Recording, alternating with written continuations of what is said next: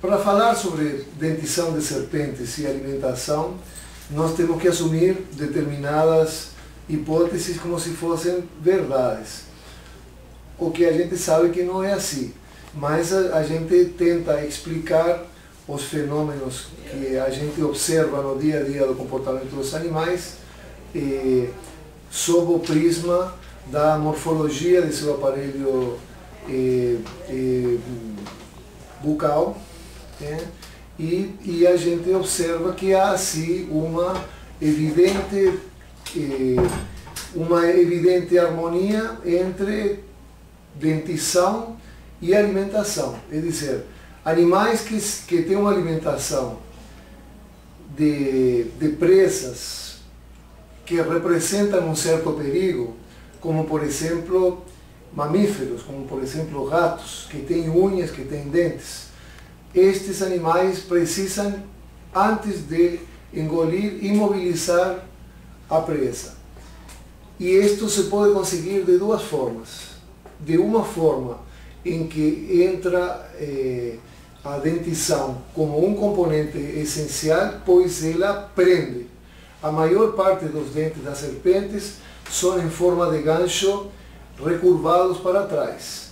E tem 4 fileiras na face dorsal da boca, que são os 2 ossos maxilares, e no meio da cabeça, no céu da boca, nós temos o palato e o pterigoides, que tem dentes também, e depois os 2 ossos dentários das mandíbulas, que estão na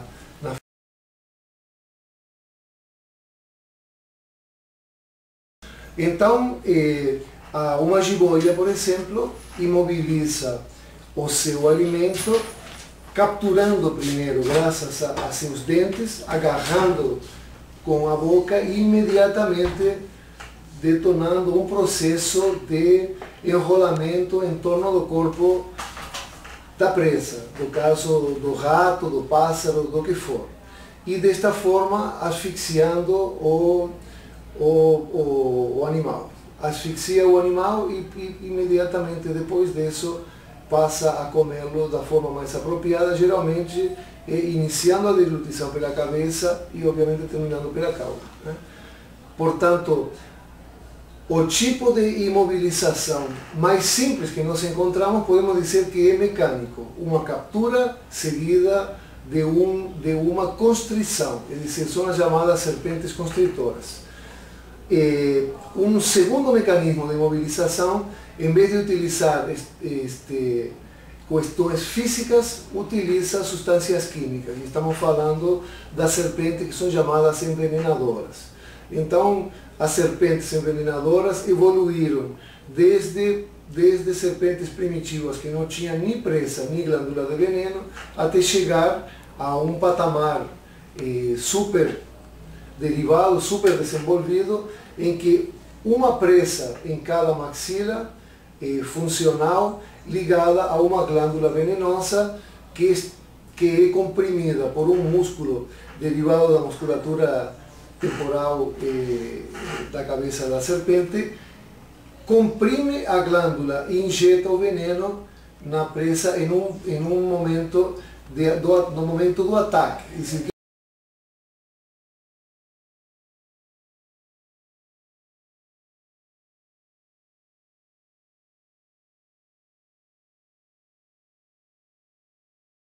Isso aqui é um ataque muito rápido. Uma jararaca, uma cascavel produz um bote que acontece em um 50º de segundo. Se a 50 parte de um segundo é suficiente para o animal avançar, morder, injetar o veneno, abrir a boca e recuar. A gente não podia fazer uma pequena sombrinha Ele está completamente ofuscado pelo sol que está assim.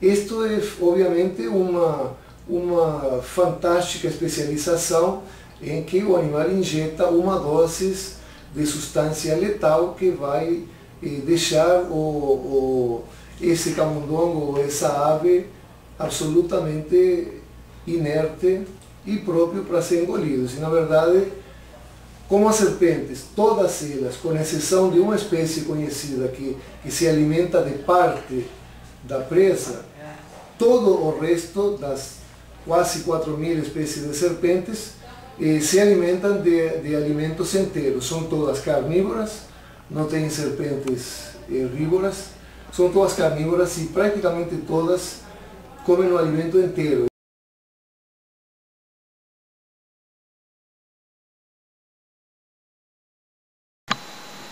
Esse tipo de alimentação é fruto de um longo processo evolutivo que resultou em adaptações do esqueleto do crânio, como a perda da barra temporal inferior e do quadrado jugal, e a mandíbula dividida em dois ramos frouxamente conectados por cartilagem, o que permitiu os amplos movimentos das maxilas.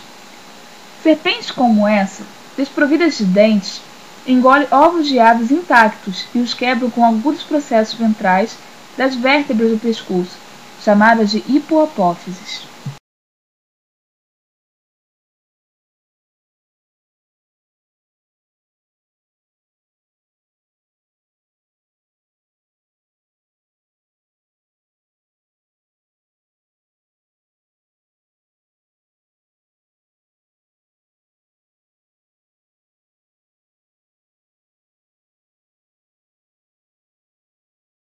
E, portanto, comer alimento inteiro trouxe como uma adaptação importante também uma boca grande, que é chamado de macrostomata. Macro do grego significa grande e estômago, boca. Então, macrostomatas são as serpentes que conseguem dilatar muito a boca para engolir os animais inteiros. Obviamente, não dilatam só a boca, o estômago também e assim por diante. Não? Mas, então, para capturar alimentos que é perigoso, como ratos ou outras serpentes ou aves, animais que se defendem com unhas, com bicos, com dentes, nós temos duas posições: ou imobilizar e fazer uma constrição, ou injetar veneno. Depois, o resto das serpentes se alimenta de uma gama de alimentos que não envolve um risco, um perigo para revidar o ataque da serpente. Então, por exemplo, serpentes que comem pequenos peixes, serpentes que comem pererecas, sapos e rãs, elas não têm necessidade de produzir veneno. E são as chamadas serpentes áglifas ou aglifas que simplesmente abocanham o alimento e vão engolindo.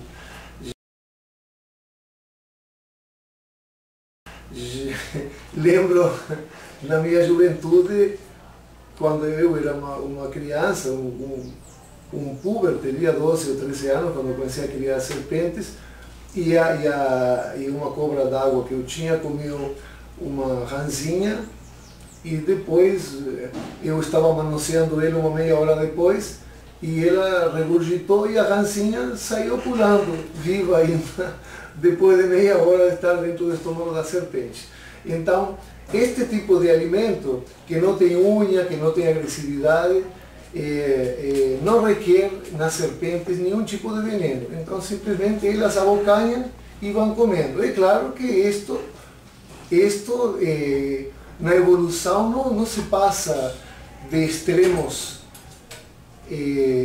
por um reduzido número de passos. Na verdade, são muitos passos. Entre as serpentes chamadas de aglifas homodontes, quando tem muitos dentes na maxila, todos do mesmo tamanho, até as proteróglifas ou solenóglifas, que são aquelas espécies que têm na maxila apenas uma presa inoculadora de veneno. Isto envolveu centenas ou talvez milhares de passos diferentes que foram provavelmente mecanismos adaptativos que deram certo para predar pequenos animais razoavelmente indefesos, então não precisaram veneno.